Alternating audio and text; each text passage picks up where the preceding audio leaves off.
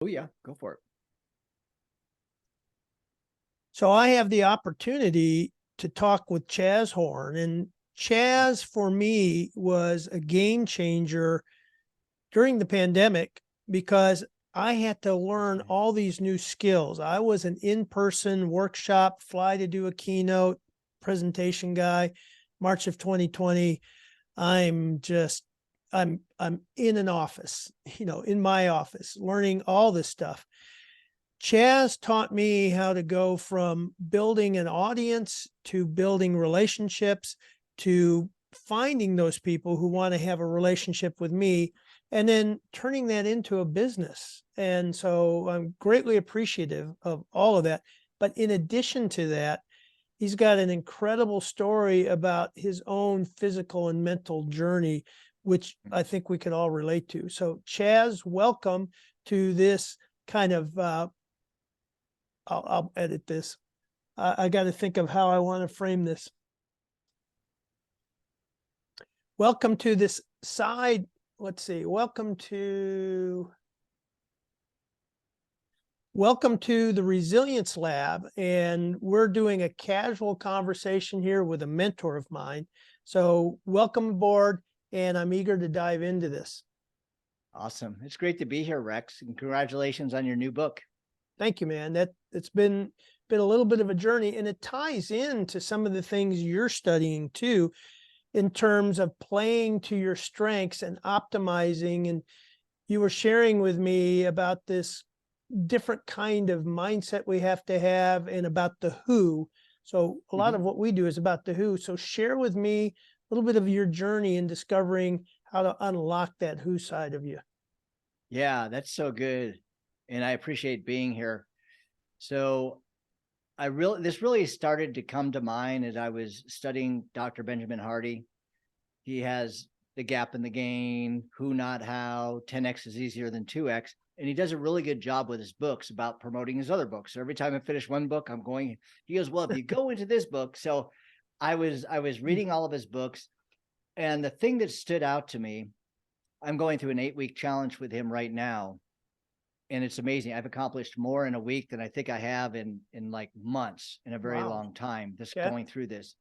And we think about, how do we do this as entrepreneurs? And we get stuck. And depending upon where we are in our entrepreneurial journey, we can allow fear to stop us from taking action, or we could take massive action. But we are limited. And as a small business with 4 people on my team, I can focus on so many things that are out of my area of strength, which sucks the life out of me, that sucks the time out of me. Right. And if it has to do with details, it usually isn't very good. I'm in the same So, boat. yeah. So, Who Not How is about, and this is coupled with 10x is easier than 2x. We were talking before we started. Grant Cardone, the 10x guy, it's about massive action. And I went through that and I started taking massive action. I was getting burned out. The great thing about 10x easier than 2x is you focus on the 20% that you're good at, and then you find the who that you can outsource to, the details, all these different things. And so I've been focusing on a lot of the things as I'm going through this 8-week challenge, because I want to 10x my business, is who can do this? Who's better than this than me? Who can I collaborate with? And it's been a serious perspective shift, a paradigm shift in just thinking who as opposed to how. And I think a lot of entrepreneurs, especially solopreneurs, can get so caught up as, how do I do this? How do I do this? How do I do this? When they should be thinking, who can do this, not how. So that's a great reframe. But going through this, what's the big challenge or the constraint that you feel in trying to get that who and let it go to the who? I think this is such a good question. It's a good question because I have to think about this. Yeah. Because I'm working through this process right now. Full transparency. There's a part of me it's like, okay, how do I here's a perfect example. So who, not how. I was thinking I need a personal assistant. And then I connected with a VA agency, Right. and they're like, oh yeah, we could do something. They could do that for you. And I got matched with someone, and I didn't have a standard operating procedure for them. And that was just a big mistake, but that's okay because that's part of business. Right. So looking back, part of what I want and I'm looking for still is that personal assistant who can say, oh, here's the areas of your business. Boom, boom, boom. Let's outsource this here. Let's outsource this. I can take care of this. I can take care of this. So either a fractional COO or a personal assistant, that's one of the who's that I'm looking for that I struggle with because I have, oh, can you do this on my team? Joanna, Jamie, my daughter works for me. Can you do this? Can you do this? Can you do this? And if they're competent, I'm just giving them as much as possible. But at the core, there's a lot of things that I don't see because I'm blinded, because I'm inside my business. And I need someone from the outside to say, oh, do you realize how much time you're wasting here? And I'm like, oh, that's a good point, if that makes sense. Yeah, absolutely. So the struggle that I feel with you, I'm in the same boat, I'm wanting to find, but then it is, and one thing I'm taking away is that I've got to be more explicit about kind of the checklist or the recipe or the manual. That's the new reality in a virtual world. And I think a lot of managers are running into the fact that, they could be face to face in the office, and even with their own people, we've got to be more explicit on that. So I'm taking that away as a key part of finding it. The angst I have always is, how much money am I going to spend to see if this person's going to work out for me or not? And so where are you on that? Yeah, that's definitely there. Okay. The angst. Yeah, it's definitely there. But that being said, I don't want that to stop me from trying. And Rex, because you've been through this, is every time we do something initially or something new, it's going to be flawed. And so I have to expect that. Like for a month with this VA service, it was flawed. I got some things done, but I learned a lot through that. But it made me think differently of how I'm going to look for someone in the future. And the other thing is, when I do this, I'm not perfect at this, but anytime I do a task that I do not like doing, I record myself. So when I do have someone, I have a screen share that I can share with them with a document, or anytime, like for Jamie, she's doing something new and I say, record what you're doing in a Google Doc, record a screen. And so they're doing this in case she's not working for me anymore. We have this in place. Love it. Now, you mentioned something that I think ties into another area that you've been working on, that's mindset. So you already said, I go into this knowing it's not going to be perfect. And I listened to a podcast last week by Doug Shapiro.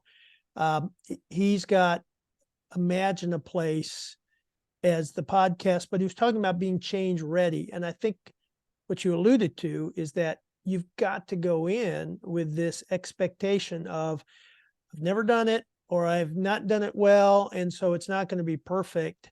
It's going to take more time. It's going to cost more. Talk about how you go about developing this acceptance, this change readiness to go in and knowing and being okay with the learning curve. Yes, I really like the question.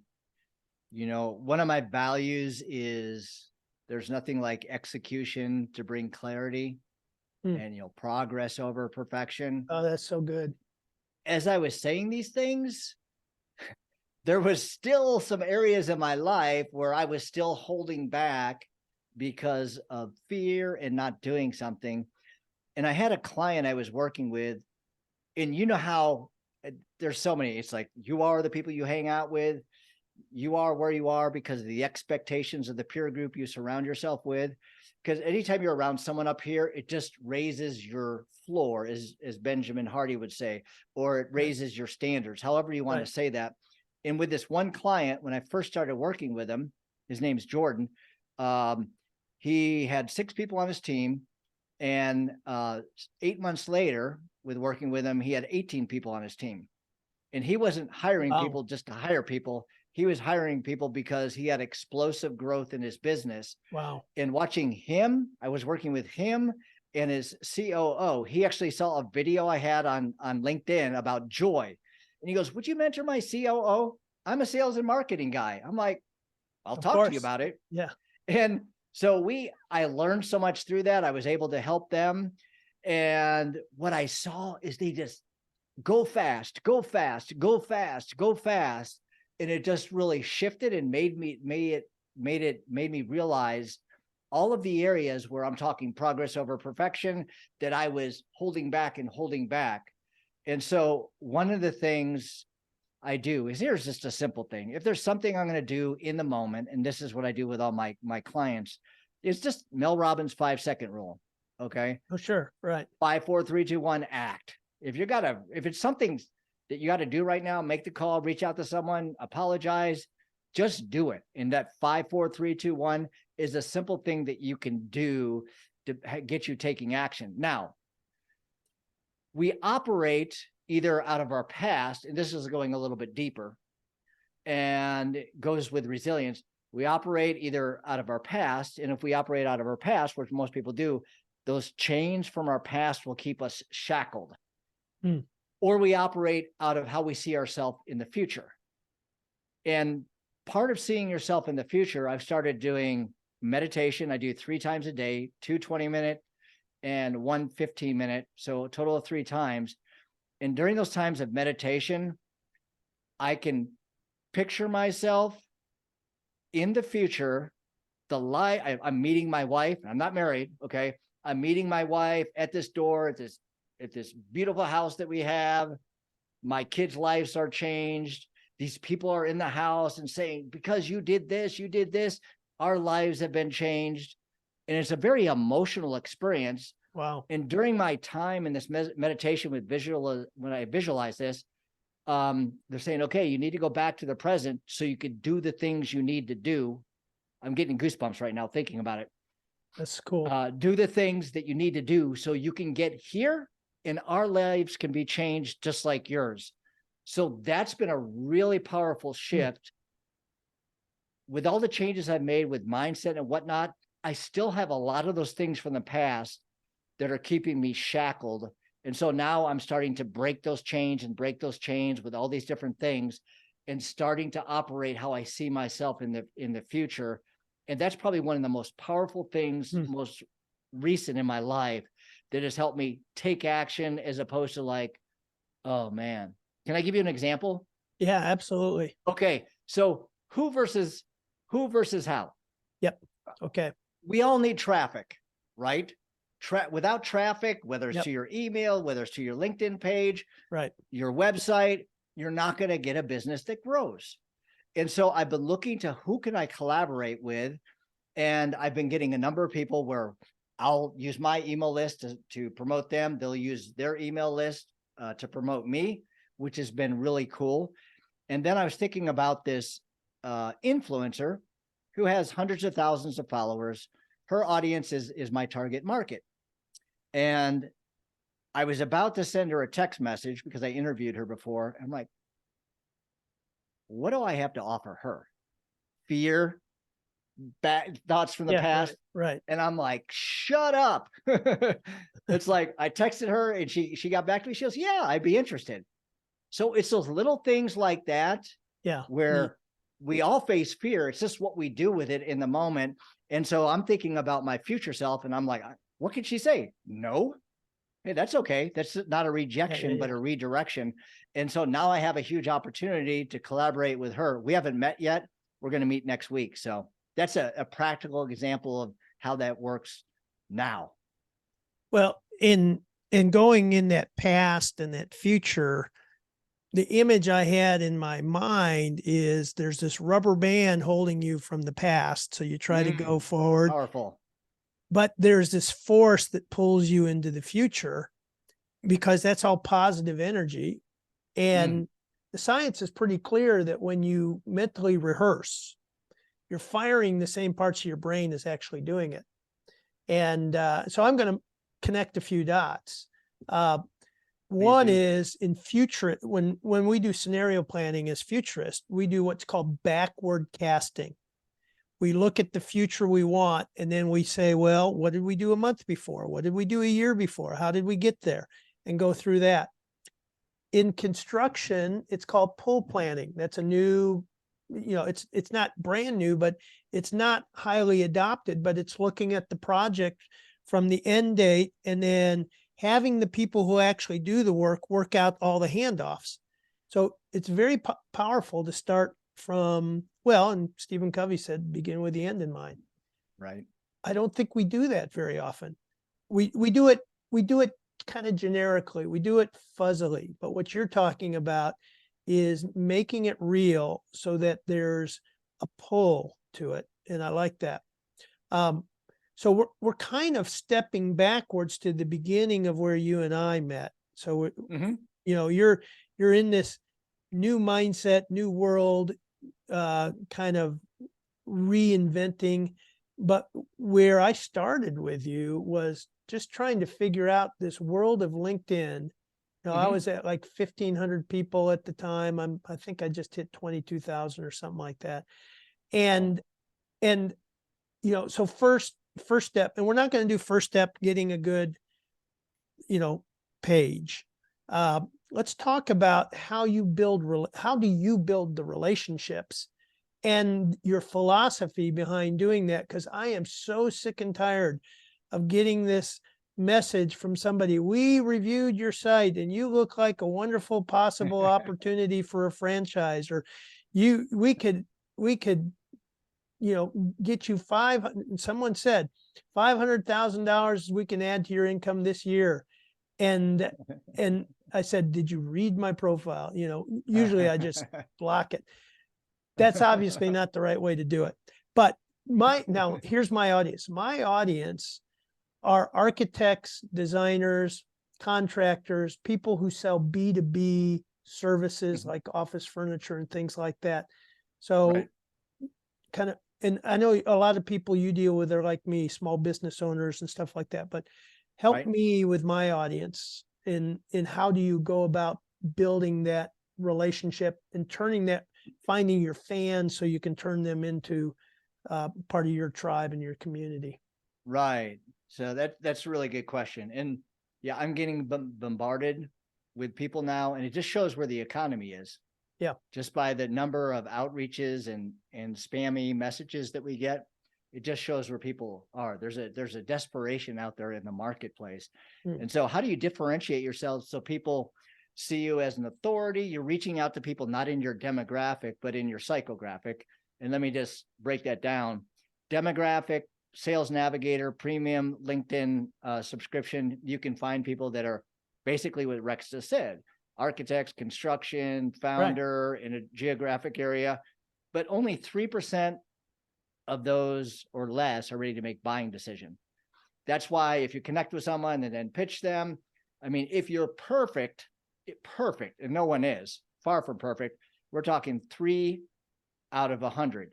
And it's like 1.00001 out of 100 is what happens. So what you want to think about is you want to think about people, reaching people based on psychographics, not demographics. So if you're doing linear, which most people do, you connect with people and whatnot, typically I'm starting with people with that just so they can, depending upon where they are, because they do need connections, is just go to their background. If you know Robert Cialdini, Dr. Robert Cialdini, he wrote the book Influence. Yeah, he wrote the book Influence. Yeah. And I can't remember all the 6 things, but it's like scarcity, law of reciprocity. But after he wrote that book, he said, wait a second, these 6 things are powerful, but this thing is even more powerful, the unity principle. So I have someone who had a leadership consultant business, and he helped develop leaders within businesses, founders, and their leadership team. And he had like 83 connections. And so he went to Ohio State. He also went to the University of Southern Florida. And so unity principle, this is what it is. He took a college age girl on UCLA to say, to get donations for United Way. And she got some donations, but when she changed a few words, her donations quintupled 5 times. What were those words? I go to UCLA. I'm soliciting donations for United Way. So they went up 5x because people were associating her with the college. And college is formidable years. And so this person was connecting with people from Ohio State, OH, and they would respond IO because it's kind of like a cult-like atmosphere. And so within months, he had 780 connections. And because that ice was broken, it was easy for him to connect. And he goes, I'm just starting my leadership. I'm doing consultant. I've developed this assessment as a professor at Ohio State. Would you be interested in me assessing you to giving me some feedback? And he was scheduling 20 meetings the first month doing that. Wow. Wow. So that's linear though. That's one by one by one by one. Sure. Right. So But let's but move. you're building that kind of, you're finding your tribe. Boom. And, Yep. and because of that connect, I mean, I went to the University of Illinois. We're not fanatical like that. But that, you know, it's, people know who it is. And I'm a Texas A&M fellow. I have not leveraged that. You should. I should, It's- especially in Texas here. Yeah. 80% and above connection rate. Wow. And it's easy to get people into a conversation. Wow. My That's good. daughter is my business development rep. Yeah. She went to UMKC, which is a local university here in Kansas City, and University of Missouri, Kansas City. And she had like an 80% connection rate, and she was connecting with all, and she's not in sales. She has a sociology degree, but she's moving into sales. And she was getting into conversations that she never thought possible because they had that similar background. So yeah, this unity one piece principle. alone was worth the price of admission. There you go. Yeah, That's- most people are like, "Wow, this is great," and I share Yeah. this all the time on my events. I've got several of those that I've never done. Several affinity groups, you know. Yeah, So- you could do places you've worked. yeah. But college typically, Yep. is a great starting place because Good. Okay. you have that alumni. Now, demographic versus psychographic. Now, I'm real big into leverage. So it's not just linear going one by one by one by one. That's Right. important to fill your pipeline with people in your target audience. Mhm. This is what I find is utilizing LinkedIn events. And it's one of the best ways to promote an event is on LinkedIn because you can invite 1,000 people a week. Everybody that is accepted an invite to the event can invite 1,000 people a week. So that adds up. If you have a guest speaker, they can invite 1,000 people a week. So when people connect with you, like let's say you're using the unity principle, and you connect with them, and you have small talk because of your background for alumni, for yourself or whoever else, Buckeyes. It's easy to connect. And then you can say, I'm doing a live event on XYZ. Would you be interested in an invite? Yes, no. You're giving value. You're not asking them into a conversation. And if they have a need, you've just moved them from demographic to psychographic. Even if they don't go to the event, okay, they've said yes. So you know that. In LinkedIn, I use messages. It's difficult with LinkedIn messages to keep track of everything. It's a mess. They set it up like Outlook because of Microsoft, but it's even worse than that. So I use hashtags with my messages so I can just put a hashtag in the search bar, and then I can pull up, like if it's hashtag QL, that's qualified league, hashtag event invite EI. I know they wanted so I can pull all these people up. It's an easy way to track people, and then you can communicate with them moving forward. Yep. Now you have the event. They go to the event. If they show up, then you're sharing an inch wide an inch wide and a mile deep on a specific area of your expertise. It's not about giving like fluff. People hate fluff because there's all this information, AI, ChatGPT, Claude 2, everything. There's a lot of fluff out there. So show them, demonstrate in a live event, whether it's audio events, which I really enjoy, LinkedIn Live, which is video. And then you can do like a Zoom, or you could even promote a live event on there. So by doing that, my clients are filling their calendar by doing 1 event to 2 events a week, as opposed to just, I need more messages out. I need more messages out. Yeah, that's great. So, yeah. So you're focusing on the psychographic, because the people who have accepted are putting their hand up if they're in your demographic. Nice. I'm interested in attending. I'm interested in learning more. So give me a couple of ideas for my audience. Let's say selling either workplace strategy, return to office, culture change management, furniture. What would be some inch wide, mile deep ideas to consider? Yeah. So this is, and you asked me that specifically, and I gave you a broad thing I didn't address. Thank you for bringing me back here.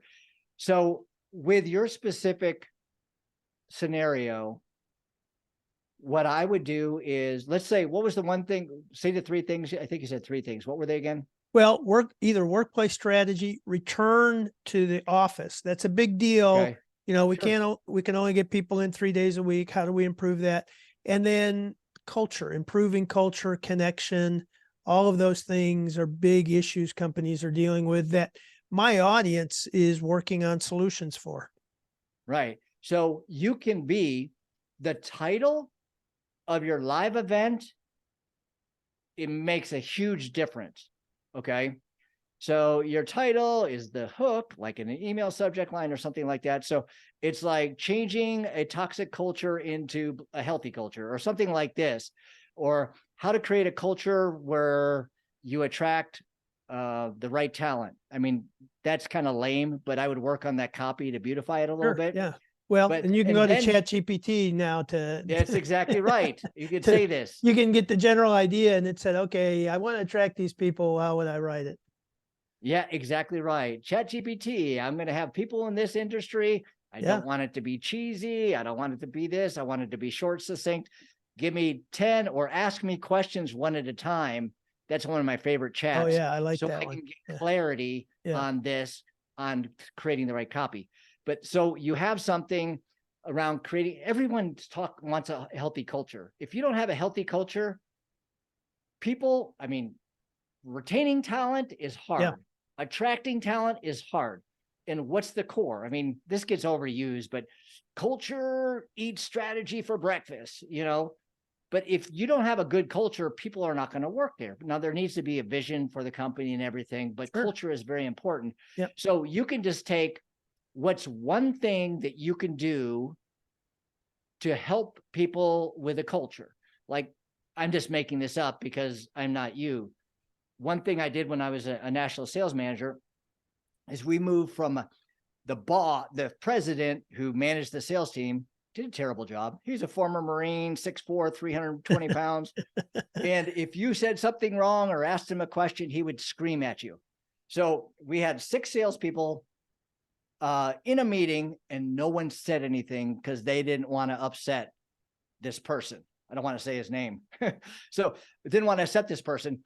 When I was promoted to national sales manager, the first thing I did is, I want you guys to act on your thoughts and ideas. I want you to talk about your failures. They're like, what?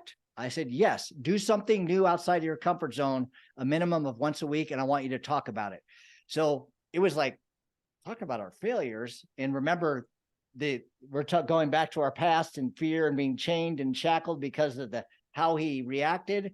So it took about a month and a half to just have crazy idea, act on your crazy ideas, share your failure.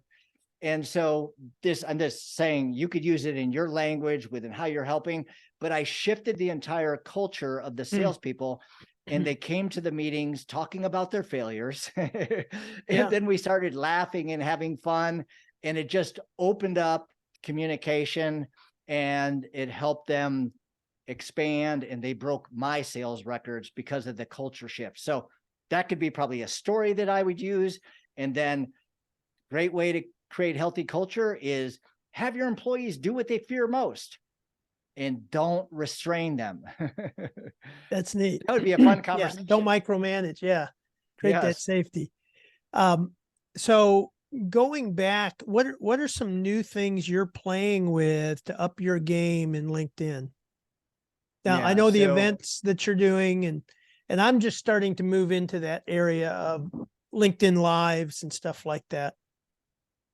yeah, and I would do, Rex, I'd really do try audio events. A lot of people, the reason why I like audio events, it's voice only. And by Yeah. the way, I'm giving everyone some strategy here too, to repurpose, because no one has time for content. So Yeah. when I do an audio room, I have my podcaster box here, and I record it on StreamYard. And after the event, I'll repurpose the audio room as a LinkedIn Live because I'm recording video, and I'll replay that on the weekend. So that one event is 2 events. And then I take that video and I send it off to someone. I mean, you could use video AI if we want to take about AI, and it will create anywhere like 5-15 pieces of content for you. Right. Or Yep. Pod Squeeze, it'll give you Yeah, 25 to 35. I'm using Opus AI for that. Okay, very cool. Yeah, that's a good one. So that's just something that you can do as you're putting out content. So the question is, what am I doing on LinkedIn? Leverage, leverage, leverage. That's what I want to do. So events, definitely events. And then I have all my people, the who's, do all the follow-up and everything on the events.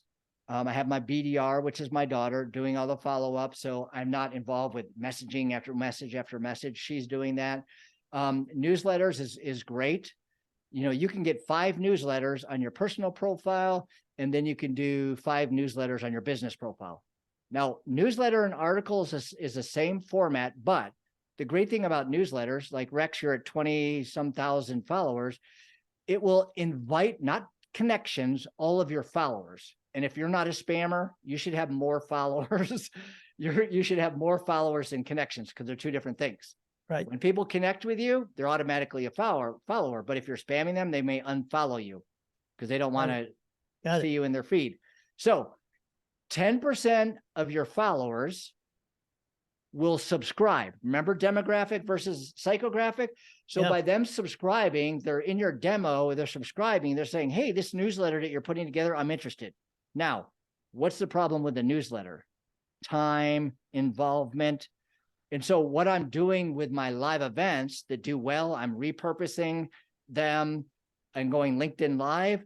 And from the data, from the event, from the audio event and LinkedIn Live, if it does well, then what I do is I'll upload it to Claude or ChatGPT, the transcript, and I'll say, keep my transcript, don't do any research, okay? Use my words, use my stories, put 2 quizzes at the end. I want to write a newsletter with summary, with bullet points. So it's not, hey, ChatGPT, write a newsletter on mindset. It's taking my information from my event. Like, here's one example: how to turn an intro call into a client. It took my transcript and then translated that into a newsletter. I hate writing newsletters. Rex, I hate it. Yeah. And so this, instead of being 3, 4, 5 hours with proofing, yeah, 45 minutes, boom, done. And it did really well. Nice. And so I'm bringing value. And the great thing about the newsletter format is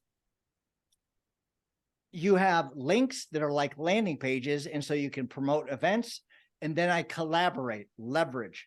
I'll collaborate with, I was telling you about my one client. He has a newsletter. I have a newsletter. One newsletter has 6,700 subscribers now. Wow. So in the newsletter, I'll promote him. In his newsletter, which we're the same target audience, he'll promote me. So leverage collaboration is the way to do it. And the more I talk to people right now, leverage and then collaborate people who have a different angle, or they have a different offer or solution or service into the same industry that you do. So that's how to use leverage with psychographic to reach people on LinkedIn. And then the other thing is put your LinkedIn page and turn it into a landing page. So when people go there, you have one place to go. I turn my landing page so people can sign up for my event. So you're taking them off LinkedIn and you're creating an email list Now you have email automation for not cold emails, but people who opt into that. So you're constantly building your email list, you have your newsletter, and then you have your events. Those are the things that I'm doubling down on right now. So back up for me on turning your LinkedIn page into a landing page. Right. And just briefly, how does that work? Yeah, great question. So if you have content or you have an event and it's interesting, where do people go? Yeah. They go to your profile, Right. to find more. So on my profile, I'm going to change the banner photo. I used to be, don't put it like a billboard. These people have billboards. Well, my photo is, I bought a domain that says B2Bclientsnow.com.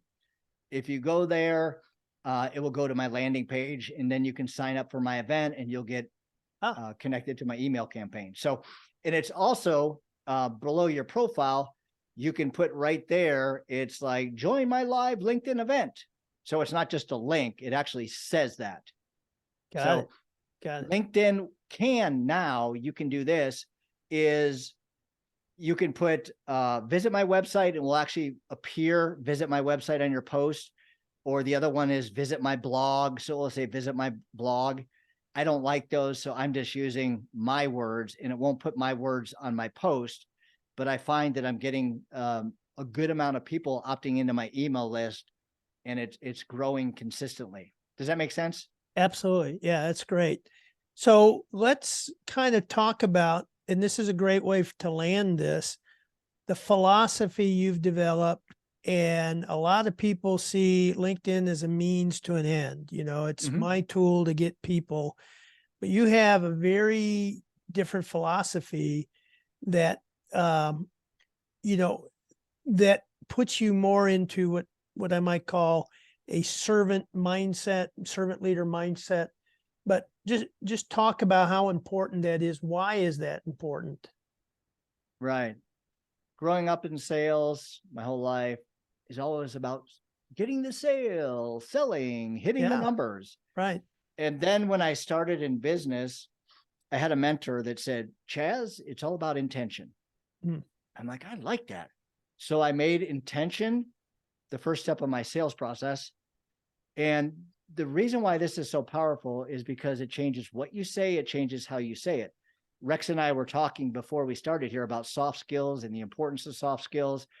And, you know, because communication, influence in communication is 7% words, 38% tone, 55% body language. And tone is so important. If you're talking to someone, you also have body language too. If you're meeting with someone right. online, that intention changes how you approach people. If you're going with the intention to serve, it changes what you say. It changes how you say it. Now, that was head knowledge when I first started my business. It went to heart knowledge a couple of years later. In about 2000, I started my business in 2016, 2018. I had a poor sales month. I teach people how to sell. I was struggling with imposter syndrome. And thanks to Jocko Willink's book, Extreme Ownership, I took ownership of it. Yep. I was asking myself questions like, what did I do wrong? By the way, the questions you ask yourself will determine the direction of your life. If you go with, oh, why does this always happen to me? Your brain will answer you. You're an idiot. So I was asking myself, not the victim question, but what can I change?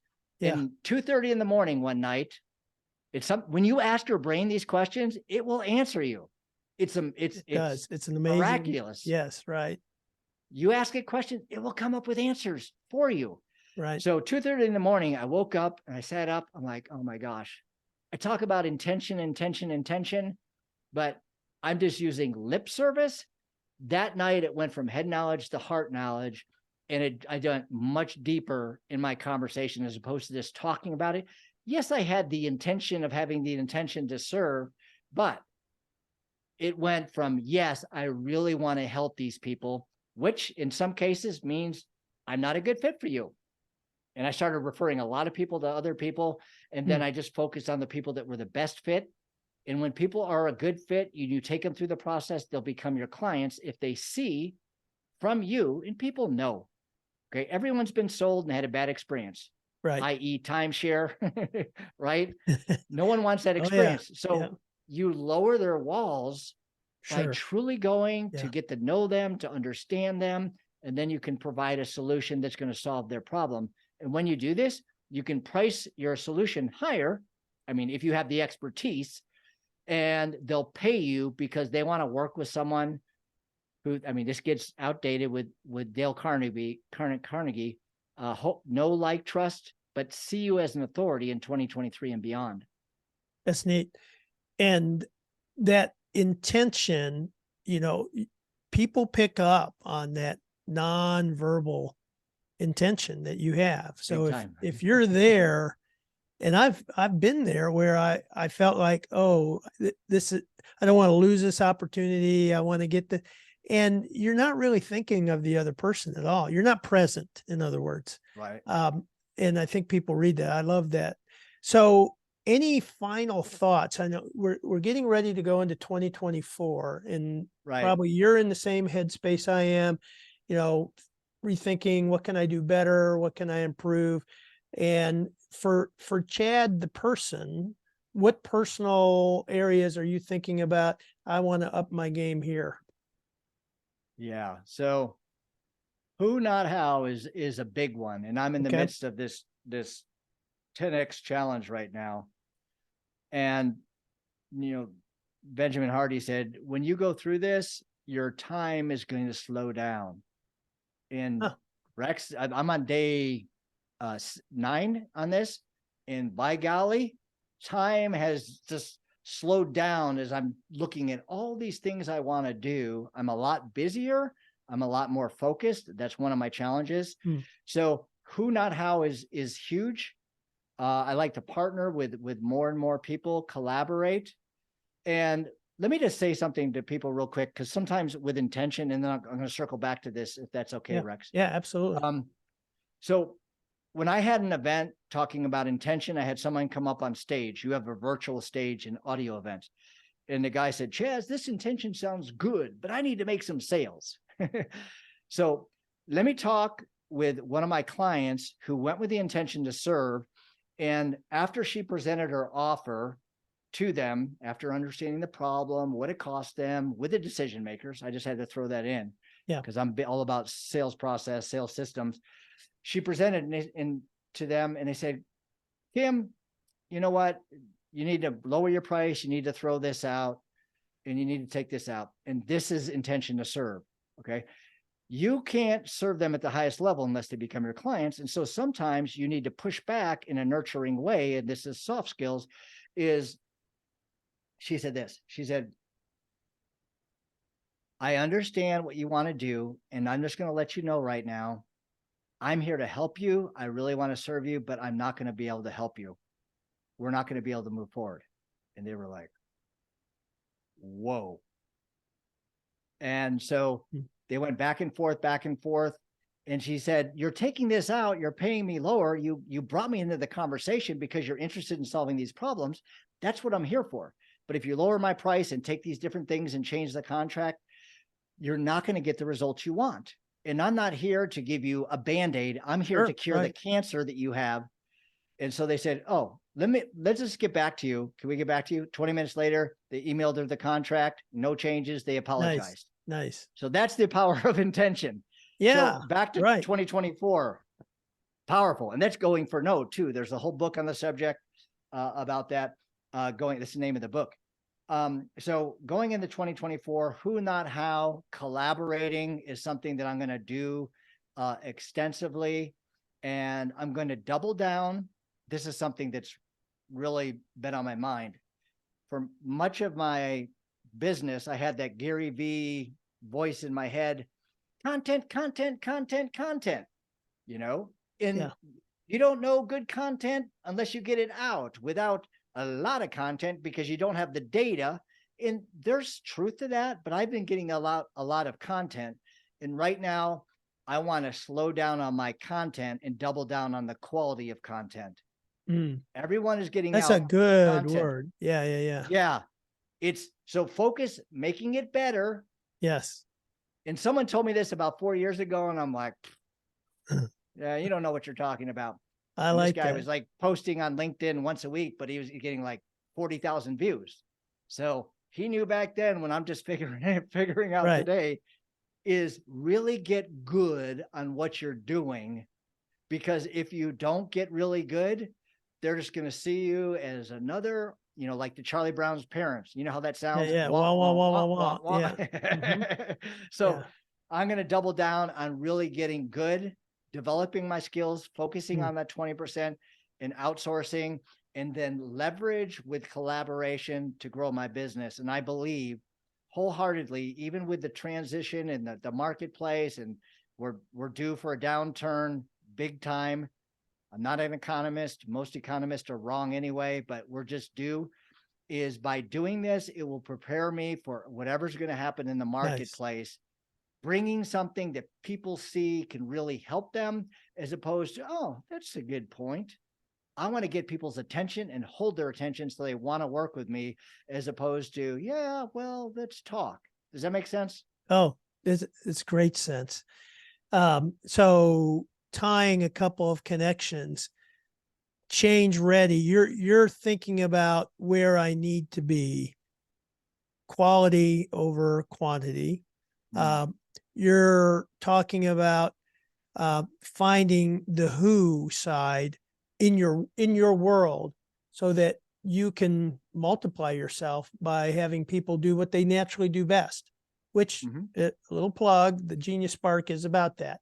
So and then that resilience side, talking about whatever may come. I know you've prepared yourself mindset wise, physically, and business wise to be resilient, and not just to bounce back, but to bounce back stronger. Um, I want to thank you for taking the time. And this is kind of the Resilience Lab sidebar. I appreciate it. The good news is that I've got the recording, so I can go back and get the transcript and take all the notes. Um, so, you know, I'd love to have you come back on first of the year Love because to you do will that. have been through this course and you will have Right. put it into practice to find out what works, what doesn't work, what would you do next. So thank you, Chaz, for being on. Yeah, Rex, I appreciate it. Most definitely. Yeah, let's definitely put a date in the calendar, and let's do that. As a That's, salesperson, I'm all about clear next steps. that's great. All right. So I'm going to